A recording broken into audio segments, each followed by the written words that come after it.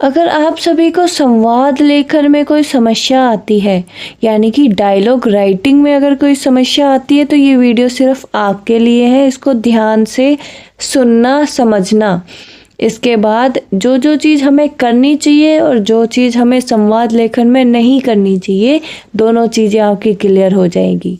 तो चलिए शुरू करते हैं। तो ध्यान से देखो, what I have written here, dialogue equals to conversation equals to talking between people.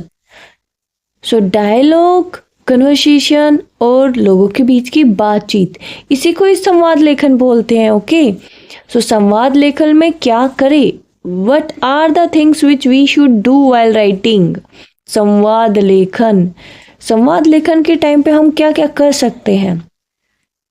Number 1 point you should remember while writing a dialogue writing in English as well as in Hindi. Your language should be simple and easy. भाषा बहुत ही सरल रखे। संवाद हमेशा बोलचाल जैसा होना चाहिए।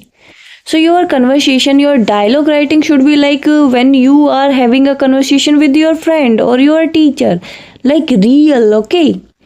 हमेशा बोलचाल जैसा ही होना चाहिए। जैसे कि तुम कहाँ जा रहे हो, हम ऐसे ही पूछते हैं ना when we talk to our friends. मैं ठीक हूँ, ऐसे ही जवाब देते हैं ना। सो दीज आर सिंपल बोलचाल वाली भाषा। So only which we can use is simple language while writing dialogues. ठीक है।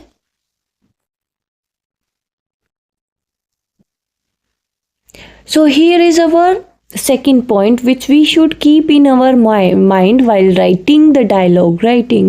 संवाद लेखन हिंदी में जब हम लिखिए, जो सेकंड पॉइंट है वो हमें क्या अपने दिमाग में रखना चाहिए? क्रिश, अयान, पता नहीं पता। छोटी वाक्य लिखने हैं हमें। Okay, little sentence. लोग बातचीत में छोटे वाक्य बोलते हैं, ना कि निबंध लिखते हैं। ऐसे नहीं लिखते हम। जब हम अब एक दूसरे से बात करते हैं, जब मम्मा अपने बेबी से बात करते हैं, तो छोटे छोटे सेंटेंस बोलती है ना गिरीश? हाँ, तो लोग बातचीत में छोटे छोटे वाक्य बोलते हैं, ना कि पूरा ऐसे लिखते हैं। वो मैं ही बोल रहा था। हाँ, आप भी बोल रहे हो अभी।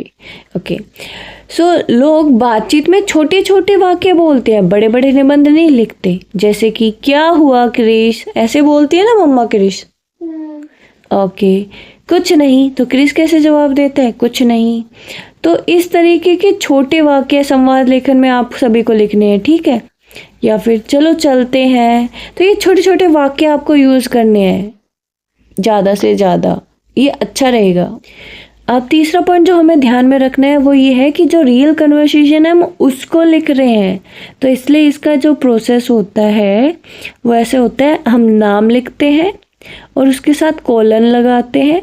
यही उसका सही यूज़ है। संरेखा, अब जो इसका स्ट्रक्चर है, जो संरचना है इसकी, वो हमेशा ऐसी ही रखनी है आपको। सबसे पहले आप नाम लिखोगे, जैसे कि मैंने यहाँ पे लिखा रवि, या फिर आप लिख सकते हो निधि, या फिर लिख सकते हो क्रिश, अयान, कुछ भी, मतलब नाम लिखना है। और उसके बाद संवाद जो वो बातें कन्वे कर रहा है उसको लिखना है। जैसे कि रवि, फिर कोलन है, इसका मतलब ये है कि रवि ने ये बात बोली है, तुम कैसे हो? मोहन ने जवाब दिया है, उसके बाद भी कोलन है, मोहन ने ये बात बोली है, मैं ठीक हूँ। आपको स्वाभाविक बातचीत लिखनी है, जो हम जनरल टॉक्स करते हैं वही लिखनी है, इमेजिनरी बातें नहीं लिखनी है। ये हमारा संवाद लेखन का फोर्थ पॉइंट है कि जो भी आपका संवाद को पढ़े उसको ऐसा लगे कि सच में लोग बातचीत कर रहे थे। प्रश्न हो, फिर उसका उत्तर दो, फिर उसके ऊपर रिएक्शन लिखो और फिर अगली बात करो। फिफ्थ पॉइंट जो आपको अपने दिमाग में रखनी है संवाद लेखन के दौरान, संवाद जिस भी टॉपिक पर हो, संवाद डायलॉग राइटिंग जिस भी विषय पर हो, उसी के आसपास रहे। ऐसे नहीं कभी कुछ लिख दिया, कभी कुछ लिख दिया।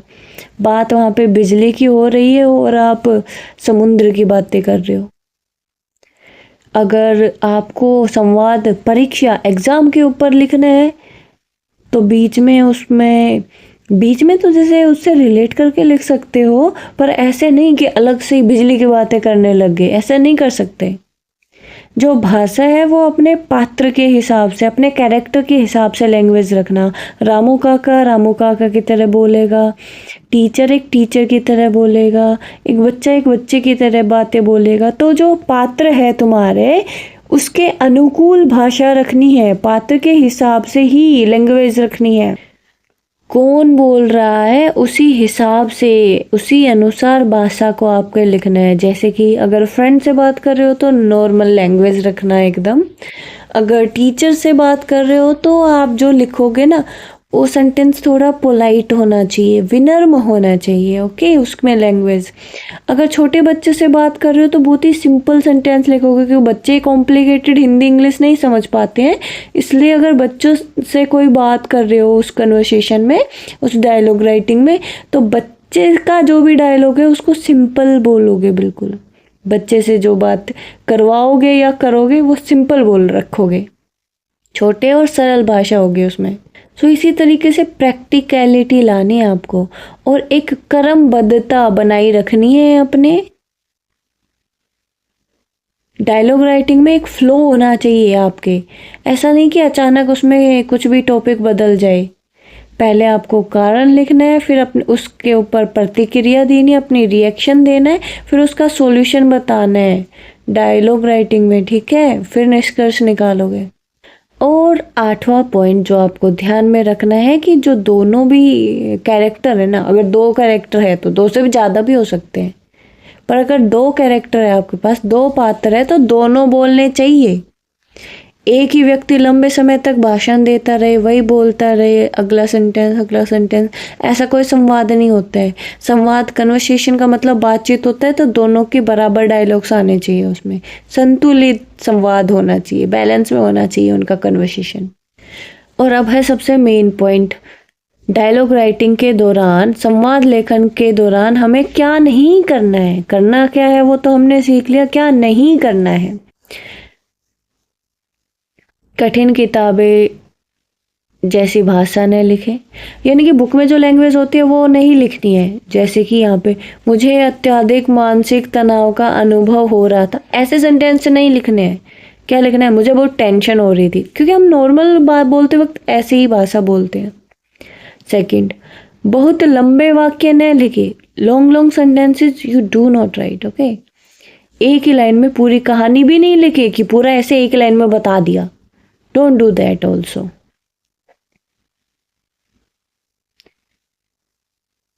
संवाद बातचीत है, ना कि निबंध। संवाद जनरल कन्वर्सेशन है, कोई निबंध नहीं है, कोई ऐसे नहीं है, तो एक बार में सारी बात मत बताओ उसमें।